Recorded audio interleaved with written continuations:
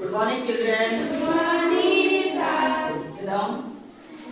देखिए कल आप लोगों को बताया गया था महाद्वीपों के बारे में, 7 महाद्वीप हैं, और आज हम बताएंगे महासागर के बारे में। पूरे पृथ्वी पर 5 महासागर अवस्थित हैं। कौन कौन से? प्रशांत महासागर, जो कि दुनिया का सबसे बड़ा महासागर है, सबसे बड़ा और गहरा महासागर। इसके बाद आ जाएंगे अटलांटिक महासागर। देखिए उत्तरी अमेरिका, दक्षिणी में अमेरिका और अफ्रीका के बीच में जो महासागर है, जो जिसका आकार एस आकार में आता है, उसको हम अटलांटिक महासागर कहा जाता है। ठीक है ना, लोग कहते हैं।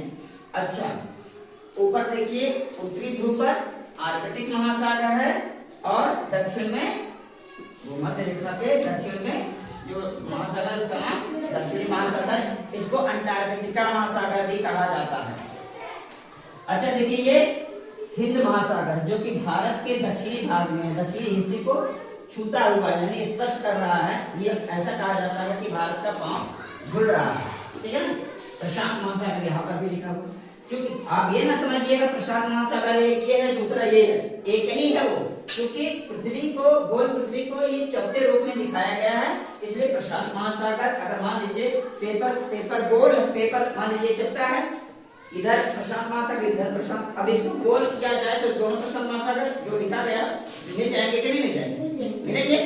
तो इस तरह से आपको इसीलिए दिखाया गया चपटे में, ताकि आप बढ़िया से समझ सके। पृथ्वी अगर ग्लोब को देखेंगे, पृथ्वी को यहाँ पर रख करके गोल गोलाई में दिखाया जाएगा, तो एक जो आपके सामने हिस्सा पड़ेगा फ्रंट पे, उसी के बारे में जान पाएंगे, पिछला हिस्सा जान ही नहीं पाएंगे, इसलिए इसको चपटे रूप में दिखाया गया है। तो हमारे पूरे दुनिया में, विश्व में कितने महासागर पाए जाते हैं? कौन कौन से?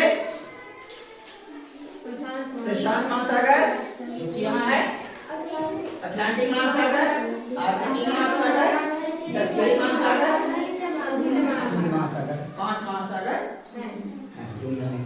ठीक है। अब देखेंगे आप कि ये इक्वेटर लाइन है, यानी कि ये भूमध्य रेखा है। भूमध्य रेखा से 23.5 अंश उत्तरी भाग में कर्क रेखा है, और इक्वेटर से यानी भूमध्य रेखा से 23.5 अंश दक्षिण में मकर रेखा है। ठीक है ना। तो ये कर्क रेखा ही ऐसी रेखा है जो हमारे भारत से उनके 8 राज्यों से होकर के गुजरती है। वो बाद में हम आपको बताएंगे किन किन राज्यों से होकर के गुजरती है, उसमें से भी प्रश्न आता है। ठीक है ना। अच्छा, अब देखिए ये जो है इक्वेटर, जो भूमध्य रेखा है, ये पृथ्वी